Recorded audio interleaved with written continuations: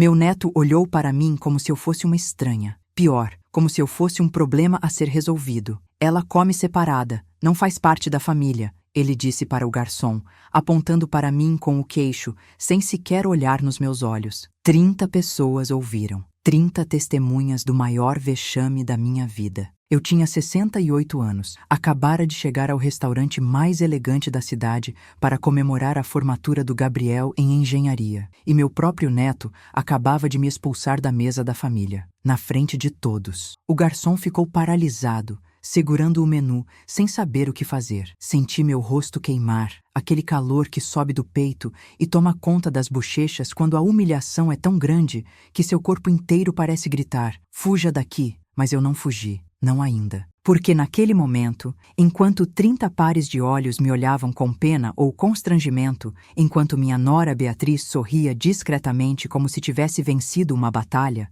eu tomei uma decisão. Eles iam descobrir quem realmente eu era. E quando descobrissem, aquele jantar de formatura ia se transformar na noite mais memorável da vida deles. Só que não pelos motivos que imaginavam. Meu nome é Helena Rodrigues da Silva. Tenho 68 anos, cabelos grisalhos que mantenho sempre bem arrumados em um coque discreto. E passei os últimos 43 anos construindo uma vida que ninguém na minha família fazia ideia que existia. Você já se sentiu invisível? Não apenas ignorada, mas completamente apagada da história da própria família? Era assim que eu me sentia há pelo menos 5 anos, desde que meu filho Roberto casou com Beatriz. Antes disso, eu era a matriarca. A avó que todos procuravam, que dava conselhos, que estava presente em cada aniversário, cada conquista. Depois que Beatriz entrou na família, virei a velhinha inconveniente que aparecia nos almoços de domingo e ficava quieta no canto. Mas naquela noite de sábado, 23 de setembro, tudo ia mudar. Eu tinha chegado ao Terraço Nobre,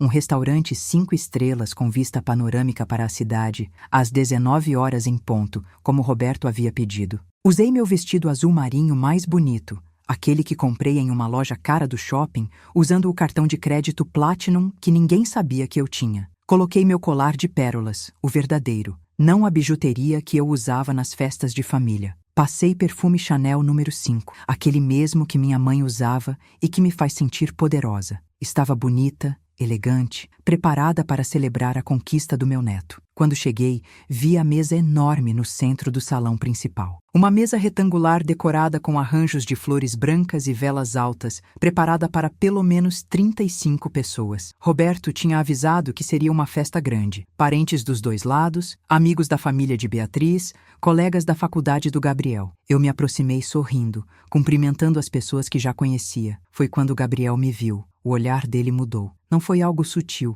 foi uma transformação visível, como se uma porta tivesse se fechado bem na minha frente. Ele estava ao lado de Beatriz, minha nora, que usava um vestido vermelho justíssimo e uma expressão de satisfação mal disfarçada. Gabriel se levantou, veio até mim com passos rápidos e antes que eu pudesse abraçá-lo, ele chamou o garçom, um rapaz jovem, de uns 20 e poucos anos, com um uniforme impecável e uma bandeja na mão. Ela come separada, não faz parte da família, Gabriel disse, e sua voz ecoou no salão silencioso. Todo mundo parou de falar. 30 pessoas viraram a cabeça na nossa direção ao mesmo tempo, como se estivessem assistindo a uma peça de teatro e aquela fosse a cena mais importante. O garçom abriu a boca, fechou, olhou para mim, olhou para Gabriel e gaguejou. Mas, senhor, a senhora é a avó do formando, não é? O senhor Roberto disse que... Eu sei o que meu pai disse, Gabriel cortou. E sua voz tinha aquele tom de autoridade jovem, aquela arrogância de quem acabou de se formar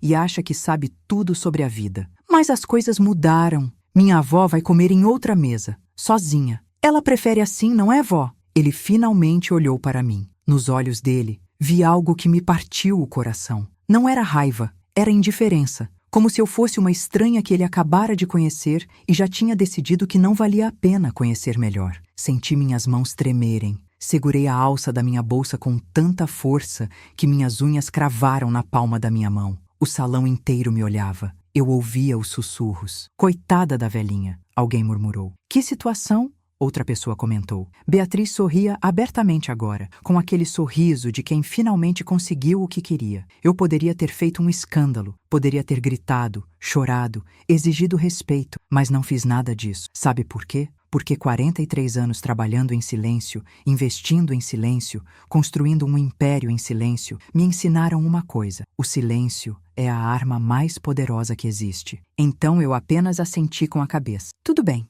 eu disse, e minha voz saiu mais firme do que eu esperava. Pode preparar uma mesa para mim, separada. O garçom me levou para um canto do restaurante perto da janela. Uma mesinha redonda para 2 pessoas, com uma vela solitária no centro e uma vista linda da cidade iluminada. Eu me sentei de costas para a mesa da família, mas conseguia vê-los pelo reflexo no vidro da janela. Vi Roberto chegar atrasado, todo sorridente, cumprimentando todo mundo. Vi quando ele olhou ao redor procurando por mim, e Beatriz sussurrou algo no ouvido dele. Vi a expressão dele mudar, ele olhar na minha direção, mas não vir falar comigo. Meu próprio filho, o menino que eu criei sozinha depois que meu marido morreu, quando Roberto tinha apenas 12 anos. O menino que eu vesti, alimentei, eduquei, paguei faculdade particular. Ele olhou para mim e abaixou a cabeça, voltando a conversar com os convidados como se nada tivesse acontecido. Vocês conseguem entender o que é isso? Ser tratada como nada pela pessoa que você deu tudo? Senti lágrimas quererem subir, mas empurrei elas de volta. Não aqui,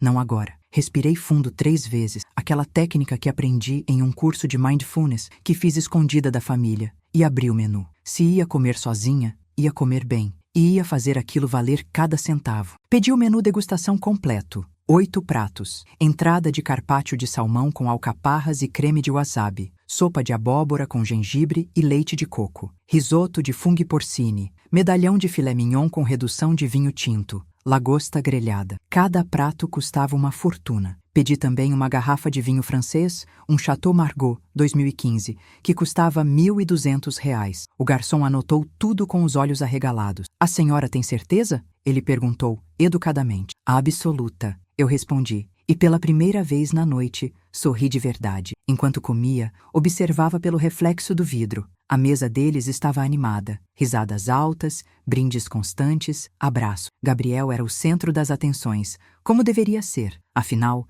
era a noite dele, seu momento de glória. Beatriz estava ao lado dele, radiante, apresentando o filho para todo mundo como se ela sozinha tivesse sido responsável por aquela conquista. E Roberto? Roberto estava na ponta da mesa, bebendo mais do que devia, rindo daquelas risadas falsas que eu conhecia tão bem. Ninguém olhou para mim nem uma vez. 30 pessoas comendo, conversando, celebrando, e eu ali, a 3 metros de distância, completamente invisível. O carpaccio estava delicioso, a sopa, perfeita, o risoto, cremoso na medida certa. Cada garfada era uma pequena vitória, cada gole de vinho, uma afirmação de que eu existia, mesmo que eles tivessem decidido me apagar. Foi no 4º prato, quando o medalhão chegou à minha mesa, ainda soltando aquele vapor aromático de carne perfeitamente selada, que algo dentro de mim clicou. Eu olhei para aquelas 30 pessoas, para meu filho, meu neto, minha nora, e pensei: vocês não fazem ideia de quem eu sou. Vocês acham que sabem tudo sobre mim. Acham que sou só a velhinha aposentada que aparece nos almoços de domingo com um bolo caseiro. Mas vocês não sabem nada. E está na hora de aprenderem. Terminei meu jantar devagar, saboreando cada momento. Quando o garçom trouxe a sobremesa, um petit gâteau com sorvete de baunilha artesanal, eu comi olhando para a cidade lá fora, pensando em todos os anos que passei trabalhando, economizando, investindo, pensando na mulher que eu me tornei longe dos olhos da minha família e pensando na lição que estava prestes a ensinar. Pedi a conta. O garçom trouxe numa pequena pasta de couro. Eu abri e vi o valor total, R$ 4.380, só da minha mesa. Tirei meu cartão Platinum da bolsa, aquele cartão que tem meu nome gravado em letras douradas, Helena Rodrigues da Silva. O garçom pegou o cartão, passou na maquininha e voltou com o comprovante para eu assinar. Foi um prazer servi-la, dona Helena, ele disse com um sorriso genuíno. Ele tinha sido gentil comigo a noite inteira, mesmo vendo como eu tinha sido tratada. Você pode fazer um favor para mim? Eu perguntei, assinando o comprovante com minha letra firme e clara. Claro, senhora, ele respondeu. Quando a conta da mesa deles vier e eles pedirem para dividir ou colocar no cartão de alguém, você pode informar que a conta total do restaurante desta noite já foi paga? Ele me olhou confuso. A conta total? Mas, senhora, a festa deles deve estar em pelo menos 25, 30 mil reais. Eles pediram praticamente tudo do menu E os vinhos? R$ 32.740, eu disse, porque já tinha visto o gerente do restaurante passar com a conta prévia na mão mais cedo. Eu sei exatamente quanto é, e eu já paguei. Tudo.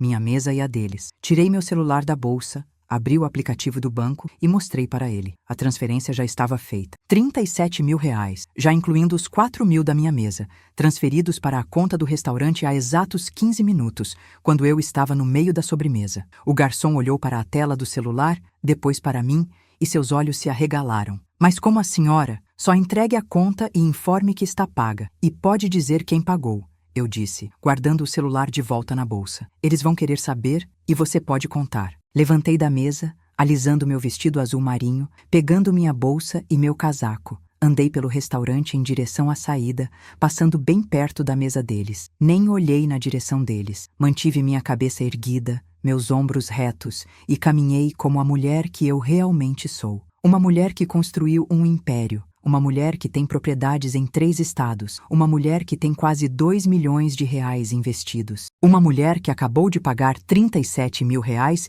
em um jantar sem pestanejar. Eu estava quase na porta quando ouvi a voz do gerente do restaurante. Senhores, aqui está a conta total da noite. Mas tenho uma informação para vocês. A conta já foi paga, integralmente, pela dona Helena Rodrigues da Silva, a senhora que estava sentada ali. Parei na porta. Virei levemente a cabeça, só o suficiente para ver pelo canto do olho a expressão de choque total na cara de Gabriel, de Beatriz, de Roberto, de todos os 30 convidados. E então eu saí. Deixei eles lá, com suas bocas abertas, seus olhos arregalados, seus cérebros tentando processar o que acabava de acontecer. Peguei meu carro no estacionamento, um Audi A5 prata que comprei à vista 6 meses atrás, e dirigi para casa em completo silêncio, com um sorriso no rosto. Se você já passou por algo assim, se já foi humilhado por alguém que você ama, deixe um comentário aqui embaixo compartilhando sua história, porque o que aconteceu depois daquela noite foi apenas o começo, e você precisa ouvir tudo até o final para entender como uma avó de 68 anos virou a mesa contra uma família inteira que achava que podia me descartar como lixo. Cheguei em casa às 22 horas. Minha casa. Uma propriedade de 350 metros quadrados em um condomínio fechado de alto padrão, com 4 suítes, piscina, jardim e uma vista maravilhosa para as montanhas. A casa que eu comprei há 12 anos com o dinheiro das minhas economias e investimentos. A casa que está registrada em meu nome e só no meu nome. Abri o portão elétrico, estacionei o carro na garagem e entrei. O silêncio da casa vazia me recebeu como um abraço. Troquei de roupa, coloquei uma camisola confortável, preparei um chá de camomila e me sentei na varanda dos fundos, de onde consigo ver as luzes da cidade ao longe. Meu celular começou a vibrar. Uma mensagem, depois outra e outra. 15 mensagens em menos de 10 minutos, todas de Roberto. Mãe, o que foi aquilo? A Beatriz está enlouquecida aqui. Como você tinha tanto dinheiro? Me liga agora.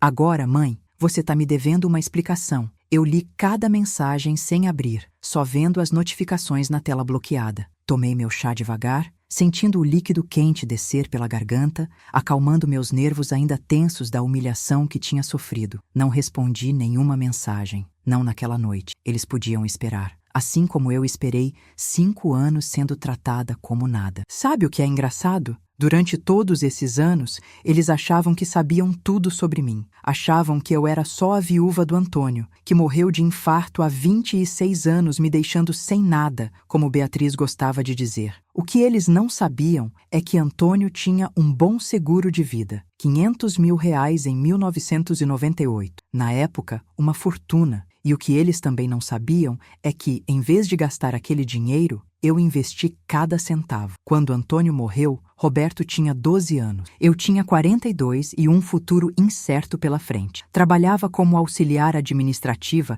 em uma empresa média de contabilidade, ganhando um salário que mal dava para pagar as contas. Com a morte do Antônio, eu poderia ter usado o dinheiro do seguro para viver bem, como as pessoas diziam. Comprar uma casa melhor, um carro novo, viajar. Mas eu não fiz isso. Eu fui mais esperta. Peguei aquele dinheiro e dividi em 3 partes. Uma parte pequena, uns 100 mil, eu separei para emergências e para a educação do Roberto. O resto, R$ 400 mil, eu investi. Comprei ações de empresas sólidas, investi em fundos imobiliários, coloquei dinheiro em títulos do Tesouro. E enquanto fazia tudo isso, continuei trabalhando, vivendo de forma simples, criando o Roberto com o que ganhava no meu salário e usando só o mínimo necessário do dinheiro investido. Durante 26 anos, aqueles investimentos cresceram. Cresceram tanto que hoje, sentada aqui na minha varanda, tomando meu chá de camomila às 10h30 da noite, eu sou dona de um patrimônio de R$ 1.872.000. Isso sem contar esta casa, que vale facilmente uns R$ 900.000 no mercado atual, e o carro, e as joias verdadeiras que tenho guardadas no cofre do quarto. Mas não foi só isso. Há 14 anos,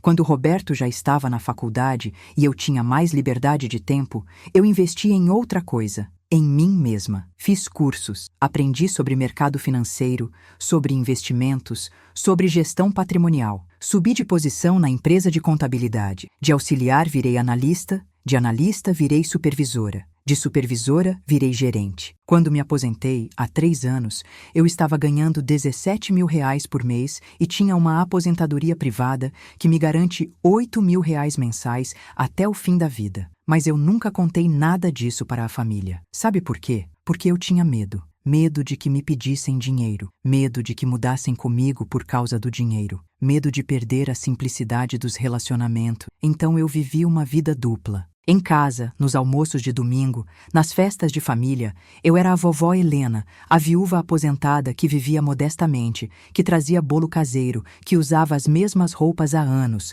que dirigia um carro velho. Mas na minha vida real, a vida que ninguém via, eu era Helena Rodrigues da Silva, investidora bem-sucedida, mulher financeiramente independente, dona de um patrimônio que 90% das pessoas neste país jamais terá. E eu gostava dessa duplicidade, até Beatriz entrar na família. Beatriz era diferente de todas as namoradas que Roberto tinha tido. Ela era ambiciosa, calculista e tinha uma habilidade impressionante de manipular as pessoas. Conheceu Roberto em uma festa empresarial há 6 anos. Ele era gerente de vendas em uma empresa de tecnologia, ganhava bem, uns 15 mil por mês, e dirigia um carro importado. Para Beatriz, ele era o pacote completo. Casaram depois de 1 ano de namoro, numa cerimônia luxuosa que Roberto pagou entrando em dívidas. Desde o começo, Beatriz me olhava com desdém. Eu via nos olhos dela. Para ela, eu era a velhinha pobre, a sogra ultrapassada que usava roupas fora de moda e chegava nas festas com potes de plástico cheios de comida caseira. Ela nunca foi diretamente rude comigo,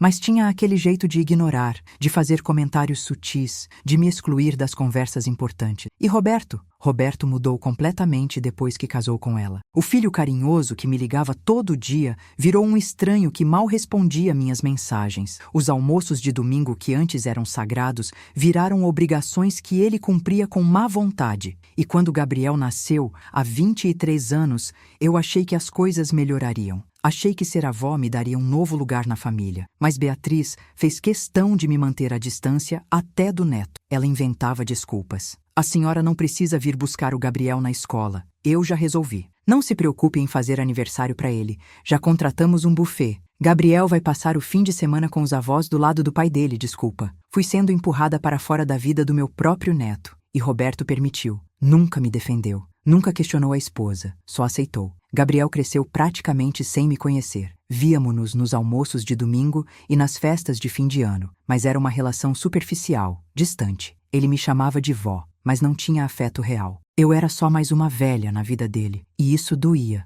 Doía muito mais do que eu admitia para mim mesma. Então veio aquela noite no restaurante. A gota d'água, a humilhação pública que quebrou a última barreira que eu tinha. E enquanto eu estava sentada ali na varanda, vendo as luzes da cidade e sentindo o ar fresco da noite no rosto, tomei uma decisão. Ia mostrar para eles quem eu realmente era. Mas não de uma vez só. Não. Ia fazer isso devagar, estrategicamente, deixando cada informação cair como uma bomba até que a verdade completa explodisse na cara deles. Dormi bem naquela noite. Melhor do que tinha dormido em meses. Acordei às 6 da manhã do domingo, como sempre. Preparei meu café, fiz minha caminhada de 1 hora pelo condomínio e voltei para casa para esperar. Eu sabia que eles viriam. Sabia que Roberto não conseguiria ficar quieto depois do que tinha acontecido. Ele apareceu ao meio-dia. Tocou a campainha 5 vezes seguidas, daquele jeito ansioso que ele tem quando está nervoso. Abri a porta já esperando a tempestade, mas Roberto não gritou.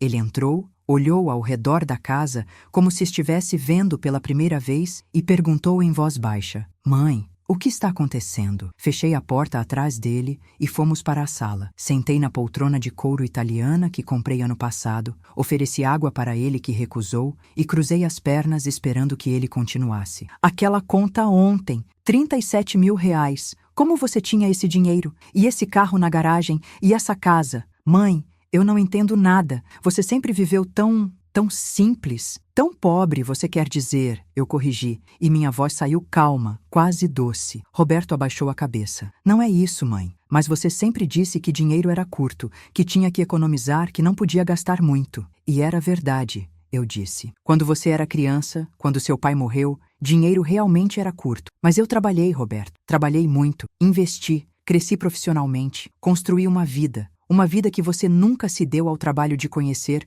porque estava ocupado demais vivendo a sua." Ele ficou quieto. Eu continuei. "Você sabe quantas vezes nos últimos 5 anos você me perguntou como eu estava? Como estava meu trabalho antes de eu me aposentar? Se eu precisava de alguma coisa? Se eu estava feliz?" Silêncio. "Nenhuma vez, Roberto. Nenhuma vez. Você casou com a Beatriz e eu virei invisível. E tudo bem. Filho cresce, constitui família. É natural. Mas ontem à noite, quando seu filho me humilhou na frente de 30 pessoas, quando ele disse que eu não fazia parte da família, e você estava lá e não fez nada, isso não é natural. Isso é crueldade." Vi lágrimas nos olhos do Roberto. Ele esfregou o rosto com as mãos, aquele gesto que ele faz desde criança quando está com vergonha. "Mãe, eu não sabia que o Gabriel ia fazer aquilo. Eu juro que não sabia. Mas você deixou acontecer", eu disse, e minha voz estava firme agora. "Você me viu sentada sozinha naquele canto, comendo sozinha, humilhada, e não fez nada. Não veio falar comigo, não me convidou para voltar para a mesa.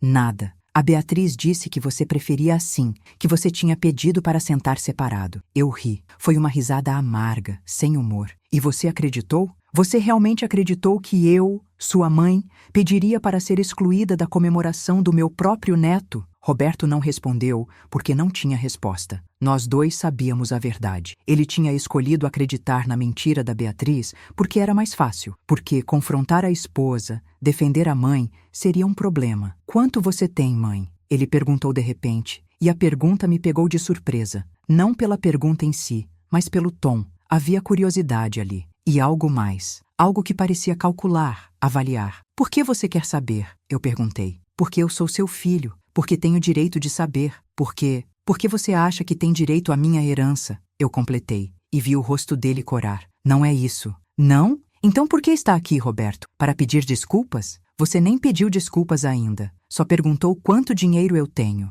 Ele se levantou, andando de um lado para o outro da sala. "Mãe, não complica. Eu vim aqui porque estou preocupado. Beatriz está dizendo que você está sendo manipulada, que alguém está te passando a perna, que não é possível você ter tanto dinheiro assim do nada." Parei de respirar por um segundo. "Beatriz está dizendo o quê? Que você deve ter caído em algum golpe, que alguém está te usando. Ela quer que eu investigue, que eu veja seus extratos bancários, que eu..." "Chega!" Minha voz saiu como um trovão. Levantei da poltrona e olhei para meu filho com uma firmeza que há muito tempo eu não usava. "Você vai sair da minha casa agora e vai dizer para sua esposa que meu dinheiro, minha vida, minhas contas são assunto meu, só meu. E se ela ou você ou qualquer pessoa da família quiser saber qualquer coisa sobre o que eu tenho ou deixo de ter, vai ter que me tratar com respeito primeiro, começando por uma desculpa pública pela humilhação de ontem." Roberto me olhou boquiaberto. Ele nunca tinha me visto assim, firme,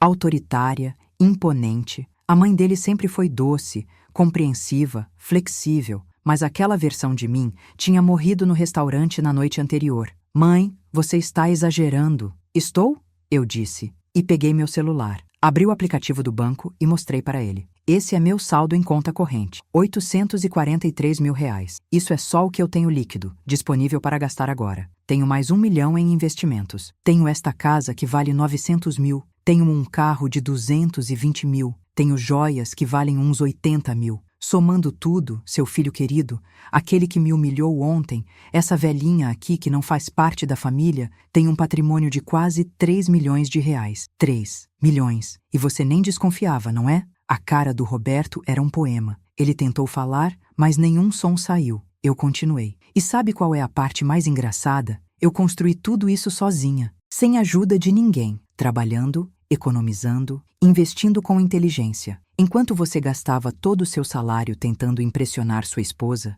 eu estava construindo um império. Enquanto você se afundava em dívidas para pagar festas caras, eu estava multiplicando meu patrimônio. E a única coisa que eu queria, a única coisa que importava, era ser respeitada, ser vista, ser parte da minha própria família. Mas nem isso eu consegui. Roberto se sentou novamente no sofá, parecendo ter envelhecido 10 anos em 5 minutos. Mãe, eu não sabia. Eu sinto muito. Sente? Eu perguntei. E minha voz estava dura agora. Sente o quê? Por ter me ignorado todos esses anos? Por ter deixado sua esposa me tratar como uma empregada? Por ter criado seu filho para não me respeitar? Ou você só sente muito porque descobriu que eu tenho dinheiro e agora ficou preocupado com a herança? Não é justo, mãe. Justo? Você quer falar de justiça comigo? Quando você tinha 14 anos, eu trabalhava 12 horas por dia para pagar sua escola particular. Quando você quis fazer faculdade particular de administração, eu paguei os 4 anos inteiros, cada mensalidade de R$ 1.200, enquanto eu mesma fazia curso técnico de noite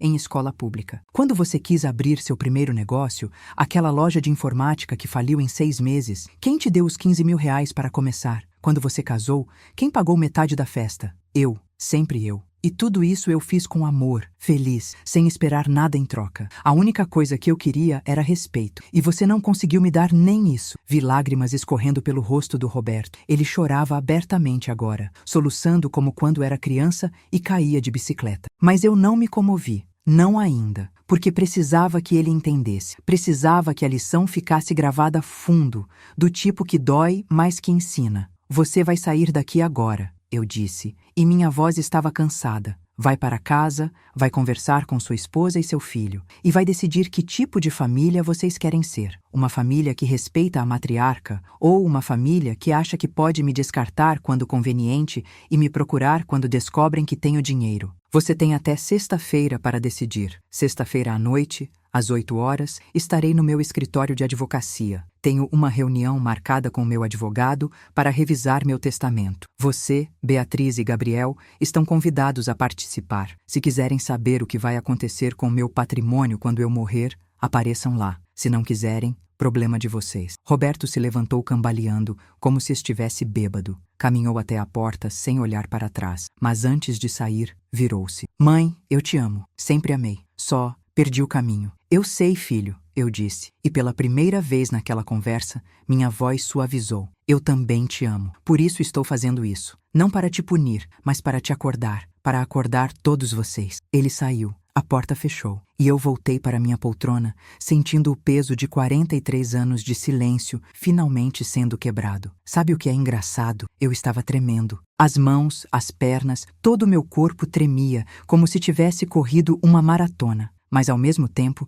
sentia uma leveza no peito que não sentia há anos, como se tivesse tirado uma armadura pesada que carreguei por tempo demais. A semana que se seguiu foi uma montanha-russa emocional. Roberto me ligou 5 vezes. Eu não atendi. Beatriz tentou me adicionar em um grupo de WhatsApp da família. Eu saí imediatamente. Gabriel me mandou uma mensagem. Vó, podemos conversar? Eu respondi. Sexta-feira às 8. Curto, direto. Cada vez que meu celular vibrava, meu coração acelerava. Mas eu me mantive firme. Não ia ceder. Não dessa vez. Na terça-feira, fui ao escritório do Dr. Marcelo Tavares, meu advogado há 15 anos. Ele é um homem de 62 anos, experiente, discreto, que cuidava dos meus assuntos legais desde que comprei minha primeira propriedade. Sentamos em sua sala ampla, com estantes de livros de chão ao teto, e eu expliquei tudo. A humilhação no restaurante, a conversa com Roberto, a decisão de revelar meu patrimônio. Dona Helena, ele disse, tirando os óculos e me olhando com aquela expressão paternal que eu conhecia bem. A senhora tem certeza disso? Revelar seu patrimônio para a família pode mudar completamente a dinâmica. As pessoas mudam quando descobrem dinheiro. Elas já mudaram, Marcelo, eu respondi. Elas já me tratam como nada. A diferença é que agora, quando souberem quanto eu tenho, vão ter que decidir se querem continuar me tratando assim, sabendo o que estão perdendo. Ele suspirou e abriu uma pasta grossa. Muito bem. Vamos revisar seu testamento atual e fazer as mudanças que a senhora quiser. Passamos 3 horas naquela sala. Revisamos cada cláusula, cada beneficiário, cada condição. E quando terminamos, eu tinha um novo testamento. Um testamento que refletia exatamente o que eu sentia. Justiça, não vingança. Justiça. Na quinta-feira recebi uma visita inesperada. Gabriel apareceu na minha porta às 3 da tarde, sozinho, sem Beatriz, sem Roberto, só ele, vestido com uma calça jeans e uma camisa simples, segurando um buquê de flores. Vó, ele disse quando abri a porta,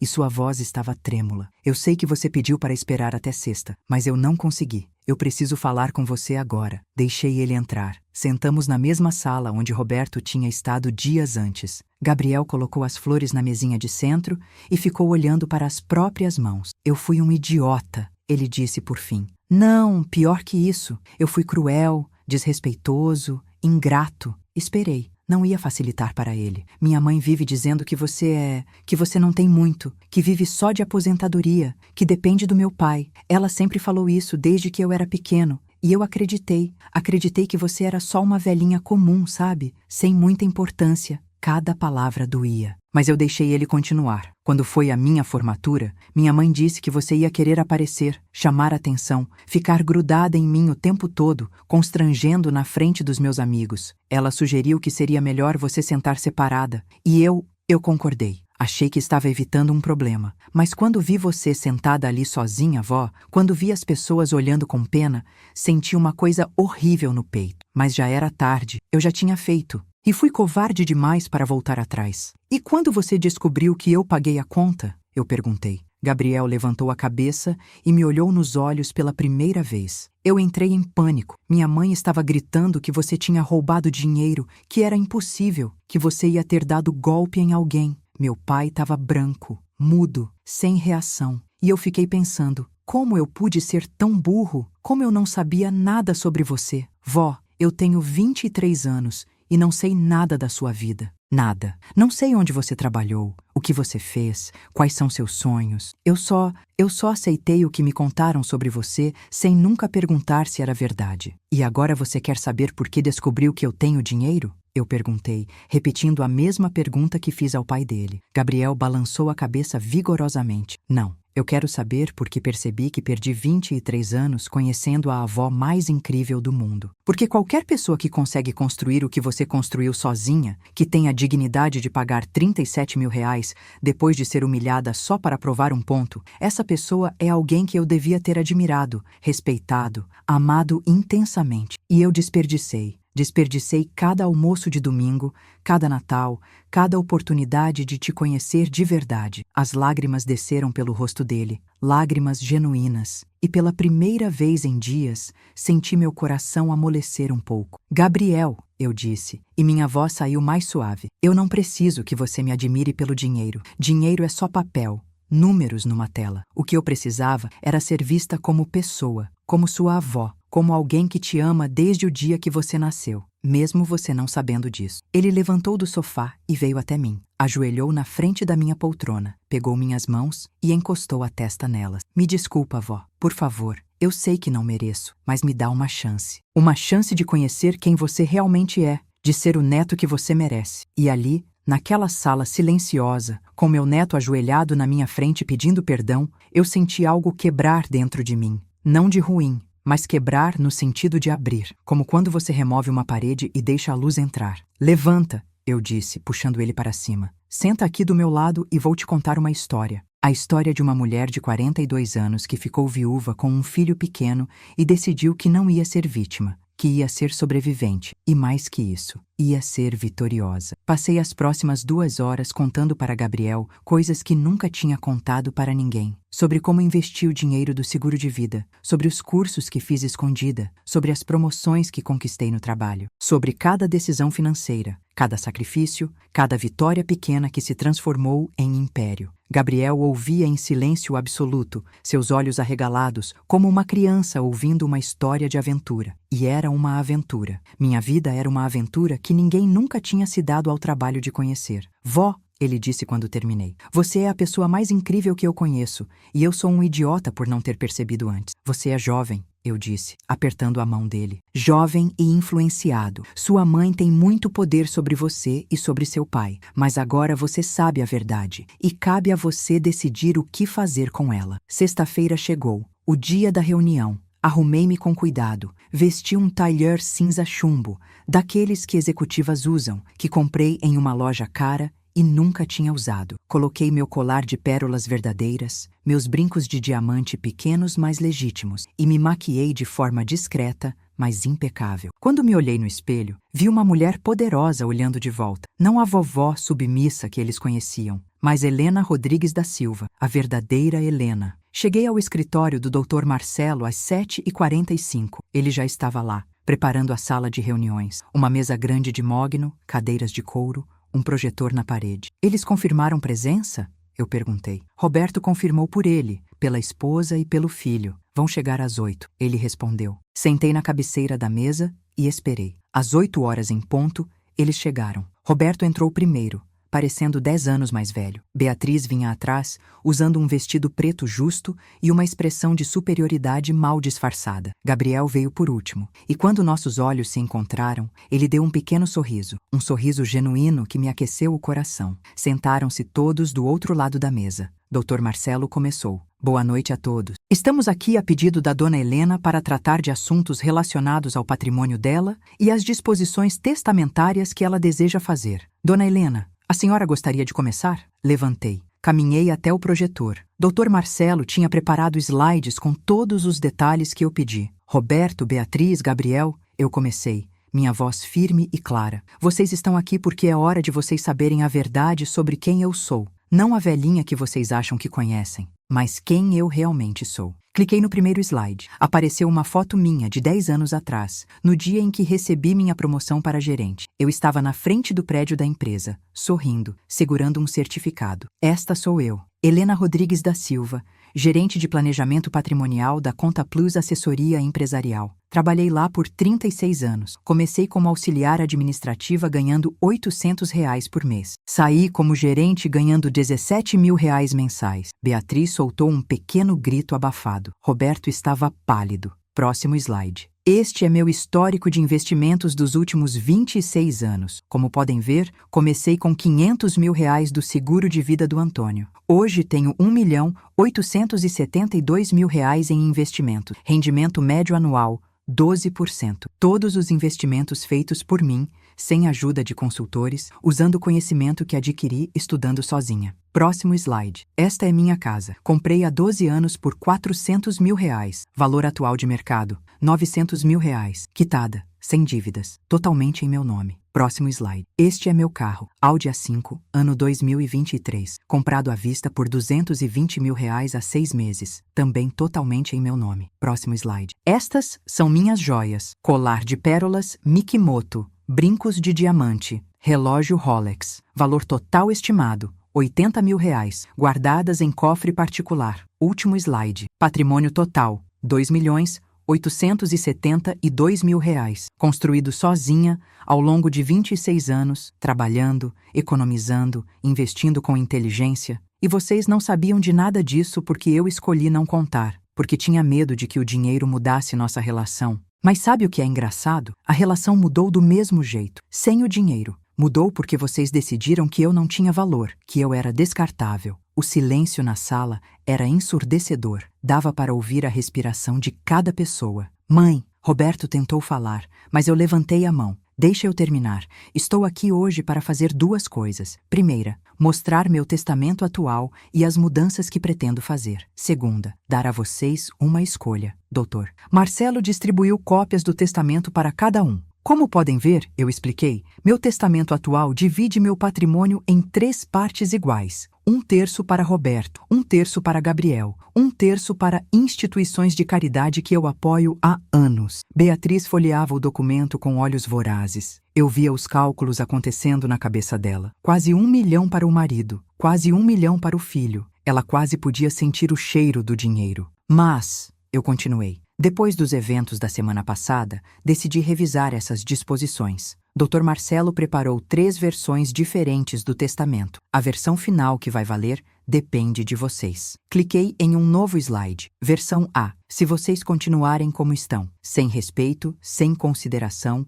me tratando como peso morto. Neste caso, 100% do meu patrimônio vai para instituições de caridade. Roberto recebe 0. Gabriel recebe 0. Beatriz, obviamente, também recebe 0. Vi o rosto de Beatriz ficar vermelho. Você não pode fazer isso, ela gritou. É meu direito legal. Você não tem nenhum direito sobre meu patrimônio.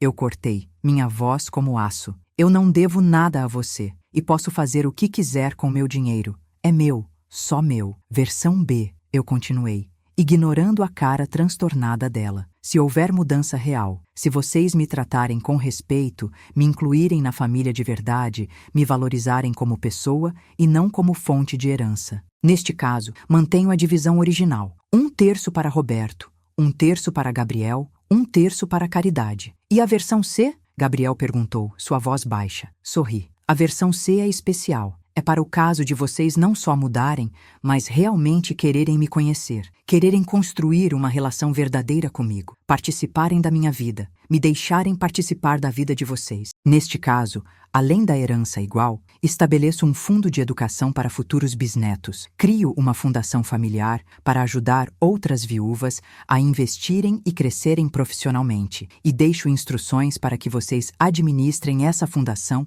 em meu nome. Seria meu legado. Nosso legado. Vi lágrimas nos olhos de Roberto. Gabriel estava chorando abertamente. Até Beatriz parecia abalada, embora eu soubesse que para ela era mais sobre o dinheiro do que sobre qualquer coisa. Vocês têm 30 dias para decidir, eu disse. 30 dias para me mostrarem, através de ações e não de palavras, que tipo de família querem ser. No final desses 30 dias, assinarei uma das 3 versões, e essa decisão será final e irrevogável. Dr. Marcelo se levantou. Há algo mais que Dona Helena gostaria de dizer? Olhei para cada um deles. Meu filho, que eu amei desde o primeiro momento que segurei nos braços. Minha nora, que sempre me viu como obstáculo. Meu neto, que acabara de descobrir que tinha uma avó incrível e não sabia. Sim, eu disse. Eu os amo, todos vocês. E é por isso que estou fazendo isso. Não para puni-los, mas para nos salvar. Para salvar nossa família antes que seja tarde demais. Porque dinheiro eu tenho, mas família, eu só tenho vocês. E se vocês não me quiserem por quem eu sou, se só me quiserem pelo que eu tenho, então prefiro morrer sozinha e rica do que cercada e miserável emocionalmente. Terminei a reunião às 9h30. Saí do escritório e fui para casa dirigindo devagar, sentindo o peso de tudo que tinha acontecido. Tinha acabado de jogar uma bomba nuclear no meio da minha família. E não sabia o que viria a seguir, mas pela primeira vez em 5 anos, senti que tinha controle, que tinha poder, que tinha voz. A transformação começou no dia seguinte. Roberto apareceu na minha casa com um álbum de fotos velho. Sentamos juntos na varanda e passamos a tarde inteira olhando fotos dele pequeno, do Antônio, da nossa vida antes de tudo complicar. Choramos juntos, rimos juntos, conversamos de verdade, sem máscaras, sem Beatriz no meio para filtrar ou manipular. Na segunda semana, Gabriel começou a me visitar todo dia depois do trabalho. Ele tinha conseguido um estágio em uma empresa de engenharia e vinha me contar sobre o dia dele, sobre os desafios, as dúvidas. E eu aconselhava, compartilhava minha experiência, ensinava o que sabia sobre lidar com pessoas, sobre crescer profissionalmente. Nós cozinhávamos juntos, assistíamos filmes, fazíamos caminhadas, construíamos uma relação que deveria ter sido construída há 23 anos. Até Beatriz mudou. Levou mais tempo, e eu sabia que parte dela ainda era calculista. Mas ela começou a me convidar para almoçar. pediu conselhos sobre investimentos, sobre como administrar o dinheiro da família. E nesses momentos, eu via uma mulher insegura por baixo da armadura. Uma mulher que tinha crescido pobre e usava o casamento como forma de segurança. Não justificava o que ela fez comigo, mas me ajudava a entender. E entender é o primeiro passo para perdoar. Nos 30 dias seguintes, minha vida mudou completamente. Minha casa, que antes era silenciosa e vazia, encheu de vida. Roberto vinha jantar 2 vezes por semana. Gabriel passou a dormir aqui todo fim de semana. Até Beatriz aparecia para tomar café da manhã aos domingos. E nessas conversas, nesses momentos, eles me conheceram de verdade. Conheceram minha história, meus sonhos, meus medos, minhas vitórias. E eu conheci eles também. Descobri que Roberto sofria de ansiedade e escondia isso há anos. Que Gabriel tinha talento para a música, mas nunca teve coragem de seguir porque achava que não ia dar dinheiro. Que Beatriz tinha perdido o pai aos 15 anos e cresceu com medo de ficar pobre de novo. Conhecer essas verdades mudou tudo. Porque quando você conhece as feridas das pessoas, fica mais fácil perdoar as cicatrizes. No 30º dia, chamei todos para jantar na minha casa. Cozinhei eu mesma aquela comida caseira que tanto gostava de fazer e que há tanto tempo ninguém valorizava. Fiz lasanha, a favorita do Roberto. Fiz brigadeiro de colher, que Gabriel amava. Até fiz uma salada especial que Beatriz tinha comentado que gostava. Sentamos à mesa, os 4, e comemos em silêncio por alguns minutos. Então tirei um envelope da bolsa. Tomei minha decisão, eu disse, e vi os 3 ficarem tensos. Dr. Marcelo preparou o documento final e trouxe hoje cedo para eu assinar. Coloquei o envelope na mesa. Mas antes de mostrar qual versão escolhi, quero dizer uma coisa. Estes últimos 30 dias foram os mais felizes da minha vida desde que Antônio morreu. Ter vocês aqui, convivendo comigo, me conhecendo, deixando eu conhecer vocês, isso vale mais do que todos os milhões que eu tenho. E percebi uma coisa importante. Dinheiro sem família é só papel. Família sem respeito é só DNA. Mas família com amor, com respeito, com verdade, isso é tudo. Abri o envelope e tirei o documento. Assinei a versão C, eu disse, vendo alívio e alegria explodirem nos rostos deles. Porque vocês me mostraram em ações que mudaram de verdade, que querem ser uma família de verdade. E mais importante, porque eu também mudei. Aprendi que guardar segredos, viver uma vida dupla,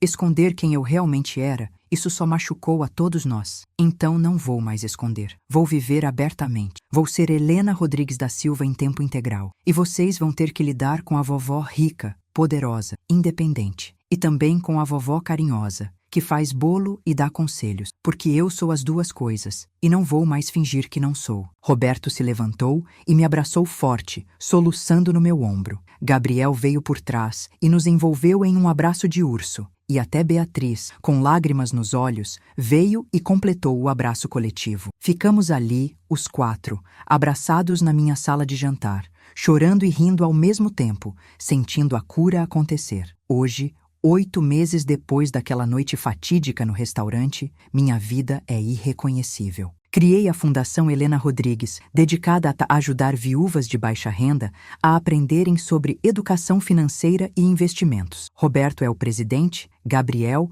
é o tesoureiro e Beatriz, surpreendentemente, é a diretora de comunicação e faz um trabalho incrível divulgando nosso trabalho. Já ajudamos 142 mulheres a começarem suas jornadas de independência financeira. Gabriel se formou há 3 meses em um curso de piano que incentivei ele a fazer. Ele toca para mim toda semana, músicas lindas que me fazem chorar de emoção. E está aprendendo a equilibrar a engenharia, que paga as contas, com a música, que alimenta a alma. Roberto começou terapia e está lidando melhor com a ansiedade. Nosso relacionamento nunca foi tão forte, tão honesto, tão verdadeiro. E Beatriz? Beatriz ainda está aprendendo. Ainda tem seus momentos de recaída. Ainda pensa em dinheiro mais do que deveria. Mas também vi ela ajudar uma viúva da fundação com uma gentileza genuína semana passada. Vi ela sorrir quando contei uma história da minha infância. Vi ela, lentamente, se tornar parte da família de um jeito que nunca foi antes. Minha história ensinou algo importante para todos nós. Valor não vem de quanto dinheiro você tem. Vem de como você trata as pessoas, de como você honra suas relações, de como você escolhe viver sua verdade. Eu poderia ter guardado meu segredo para sempre. Poderia ter morrido e deixado eles descobrirem tudo depois, quando fosse tarde demais para consertar. Mas escolhi outro caminho. escolhi a coragem, escolhi me revelar. E ao fazer isso, não só salvei minha família, salvei a mim mesma. Se você está passando por algo parecido, se sente invisível, descartado, não valorizado pela própria família, quero que saiba uma coisa: você tem mais poder do que imagina. Poder não é só dinheiro. Poder é conhecer seu valor e não aceitar menos do que merece. Poder é estabelecer limites. Poder é ter a coragem de dizer chega, mesmo quando dói. E poder é também ter a sabedoria de perdoar quando a mudança é real. Minha humilhação naquele restaurante foi a melhor coisa que poderia ter acontecido, porque me deu coragem de fazer o que deveria ter feito anos atrás: me revelar, me posicionar, exigir respeito. E ao fazer isso, recuperei não só minha dignidade, recuperei minha família. Não a família perfeita que aparece nas fotos do Instagram, mas uma família real, com feridas, com cicatrizes, mas que está aprendendo todo dia a se amar de verdade. Então, se você chegou até aqui nessa história, se ouviu cada palavra, cada detalhe, deixe eu fazer um pedido final. Não espere ser humilhado para se valorizar. Não espere ser ignorado para se posicionar. Não espere perder tudo para descobrir seu poder. Você já tem esse poder, sempre teve, só precisa ter coragem de usá-lo. E quando usar, quando finalmente se revelar como realmente é, sem medo, sem vergonha, sem máscaras, você vai descobrir algo incrível. As pessoas que realmente te amam vão continuar ao seu lado, e as que não te amavam de verdade vão se afastar. E ambos os resultados são bênçãos. Compartilhe sua história nos comentários. Conte para mim se você já passou por algo parecido, como lidou, o que aprendeu. Vamos criar uma comunidade de pessoas que não aceitam mais ser invisíveis, que conhecem seu valor e exigem respeito, porque todo mundo merece ser visto, todo mundo merece ser valorizado. E se a própria família não consegue ver isso, está na hora de abrir os olhos deles, do jeito que for necessário. Meu nome é Helena Rodrigues da Silva, tenho 68 anos, sou viúva, investidora, filantropa, avó, mãe e, sobretudo, sobrevivente. E se eu conseguir virar o jogo, você também consegue. Basta acreditar que você vale mais do que a forma como estão te tratando. E ter coragem de provar isso.